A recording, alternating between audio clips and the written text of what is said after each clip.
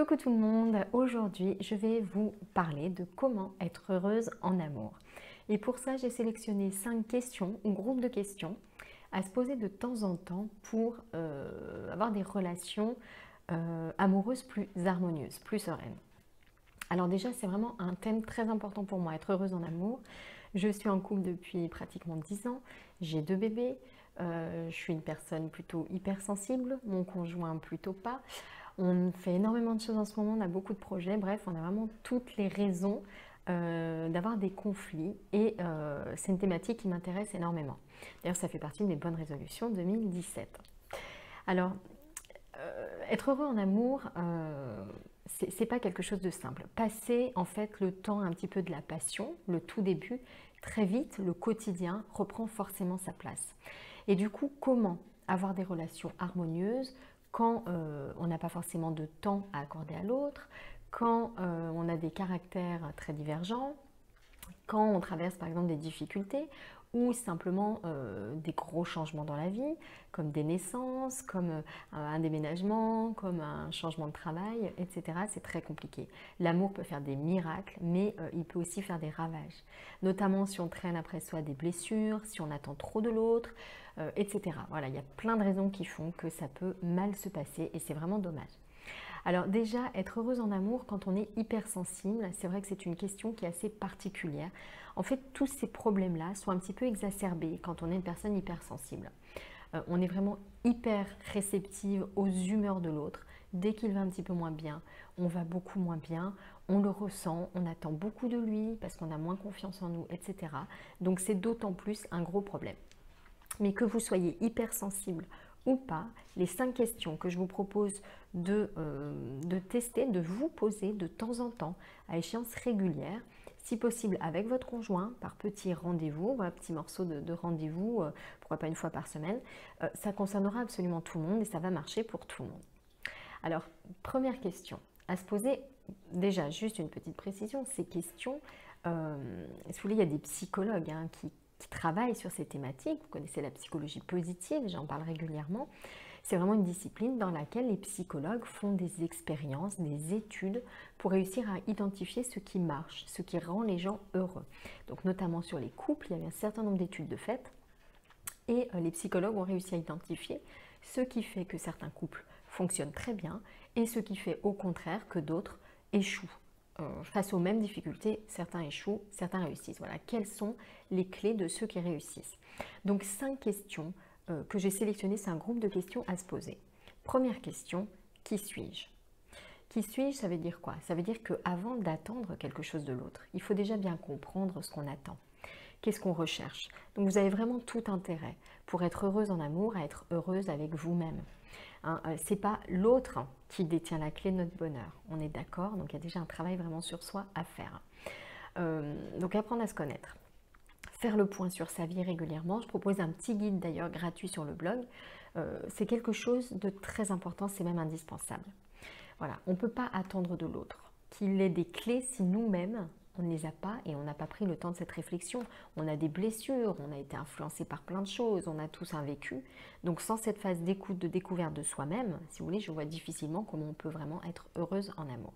Donc pour moi, c'est vraiment quelque chose d'important. Première étape, allez sur le blog, je vous mettrai peut-être un petit lien ici, pour télécharger ce guide gratuit en 40 questions qui permettent de faire ce petit point important. Deuxième question à se poser. Je vous avoue que c'est une question que je ne me suis jamais posée.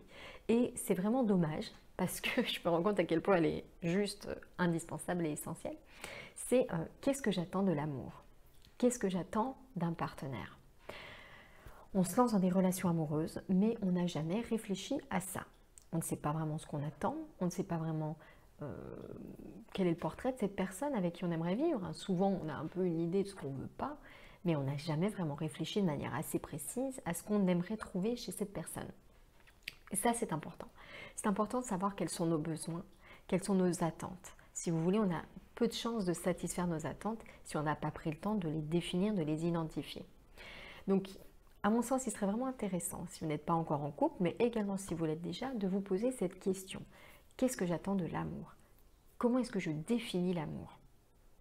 Si je devais trouver un synonyme, par exemple, d'amour, qu'est-ce que ce serait? Voilà, qu'est-ce que je choisirais comme synonyme? De la même façon, vous pouvez poser ces questions par rapport à votre partenaire. Quels sont les traits de caractère que j'aimerais retrouver chez mon partenaire de vie? Alors pour aller plus loin, un petit exercice que vous pouvez faire, c'est d'élaborer votre vision board ou tableau créatif ou carte heuristique, j'ai vu plein de termes différents, votre vision board de votre couple idéal. Voilà, qu'est-ce que c'est pour vous un couple idéal? Donc prenez une feuille de format A4 par exemple, puis vous allez coller des images qui symbolisent pour vous le couple idéal, des images que vous avez vues dans une revue, sur internet, etc. Voilà, collez-les pour faire un ensemble très visuel de votre vision, voilà, du couple idéal, d'un couple heureux. Il paraît vraiment que le simple fait de préparer ce vision board, c'est déjà faire un grand pas en direction de la réalisation de cet objectif, de cet idéal. Troisième étape, vous êtes en couple. Lorsqu'on vit à deux, il y a forcément des conflits qui apparaissent. Voilà. Sauf cette phase très très brève du tout début, la passion, on ne se pose pas de questions, tout est parfait. Voilà. C'est une période où on est un peu aveugle. Et puis, il y a un moment, le quotidien arrive, il prend sa place à nouveau et c'est normal. Et c'est là que des conflits apparaissent, c'est là que des difficultés commencent. Les questions que je vous propose de vous poser, c'est quelles sont nos sources de conflits récurrents? Et surtout, qu'est-ce qui se cache derrière? Donc vraiment, l'idée, c'est qu'il est important déjà de comprendre que nous sommes différents. On a nos attentes, nos besoins, notre partenaire a ses attentes, il a ses besoins, ses demandes, et bien souvent, on ne s'exprime pas clairement là-dessus. On n'a même pas vraiment conscience parfois de nos attentes et de nos besoins, et lui non plus. Donc, comment voulez-vous que là-dessus, on échange de manière saine et sereine sur ses propres attentes pour communiquer avec l'autre? C'est très très compliqué. Donc l'idée, c'est vraiment de prendre le temps, de temps en temps, de parler justement de ces conflits récurrents. Donc essayez, moi je dirais une fois par semaine, une fois tous les 15 jours, au pire une fois par mois, pourquoi pas, de, à l'occasion d'un petit rendez-vous en tête-à-tête, d'échanger un petit peu là-dessus.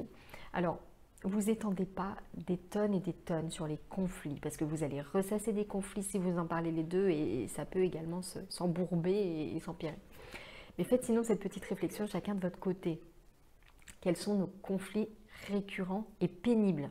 Je veux dire, à partir de quand est-ce que c'est pénible? Des petites disputes, il y en a, et ça peut juste être banal, et puis voire pimenter nos échanges.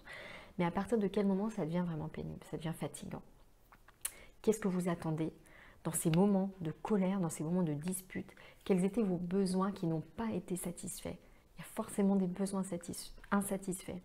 Vous attendez de l'aide parce que vous êtes fatigué, parce que vous voulez plus de calme, etc. Faites un petit peu la lumière là-dessus, vos attentes. Et puis, essayez également de vous mettre à la place de votre conjoint et de réfléchir à ses attentes à lui.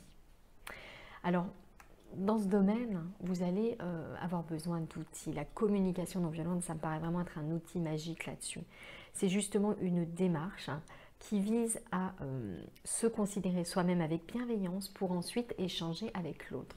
C'est apprendre à s'écouter pour décoder justement ces besoins que nous avons qui se cachent derrière les émotions qu'on ressent. En l'occurrence, pendant un conflit, de la colère, de la tristesse, de la peur, voilà, essayez de voir ce qui se passe derrière. La communication non violente, c'est vraiment un outil hyper utile pour ça. De la même façon, un autre outil, on va dire, dont vous allez vraiment avoir besoin, c'est l'écoute active et bienveillante. J'en ai déjà parlé aussi, c'est vraiment une technique d'écoute de l'autre qui vise à se montrer vraiment 100% intéressé par ce qu'il vous dit, d'une part, et puis à écouter sans chercher absolument à donner un avis avec vos références pour jouer le conseiller, voilà, être simplement l'écoute. Ça, c'est des outils très très utiles. Donc, troisième groupe de questions, quels sont nos conflits et quels besoins, quelles attentes se cachent derrière? Quatrième groupe de questions que je vous propose de vous poser ensemble, c'est qu'est-ce qui marche dans notre couple? Qu'est-ce qui ne marche pas dans notre couple? Dans notre vie, vous savez, j'en parle régulièrement, faire le point, faire le bilan, c'est une démarche que je trouve très intéressante, très importante, parce qu'elle donne les grandes orientations, et puis ça permet de faire un suivi de temps en temps, de faire des ajustements, si voilà, on a fait un peu fausse route, etc. Pourquoi est-ce que en couple ce serait différent?